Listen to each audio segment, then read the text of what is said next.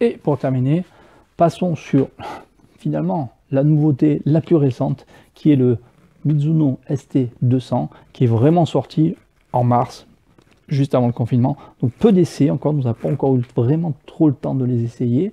Ce que nous pouvons dire déjà dessus, c'est que ça reprend la suite logique du ST180, du ST190 avec, bon, la partie la plus intéressante est quand même le ST200 et le STX, le ST200G qui est en fait un driver avec beaucoup de réglables et quand même plutôt destiné à plutôt du pro, plutôt du gros frappeur.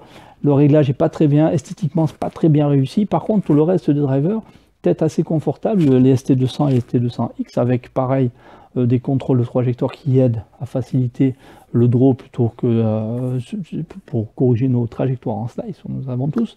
Et surtout, donc toujours réglable, technologie Wave, et avec des shafts, oh, il y a du Lelium, il y a du M-Fusion, en fait, il y a quelques nouveautés, mais plutôt des shafts plutôt classiques. Du Diamana Red, c'est du Atmos 6 en point, du Atmos 6, du Atmos 7. Donc c'est des choses qui existent déjà depuis un an, ou déjà presque des fois un peu plus longtemps chez d'autres marques, qui ont évolué évidemment, mais c'est plutôt la limite, la partie la moins, bon, voilà, c'est pas très exotique, mais bon, ça marche. Et en tout cas, a priori, on fera un essai et on fera notre feedback bien volontiers sur la performance réelle de ce driver-là.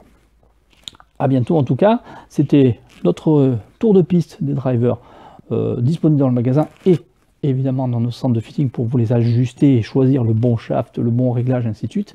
Ça, vous pouvez nous contacter et nous prendrons rendez-vous pour vous faire essayer tout ça.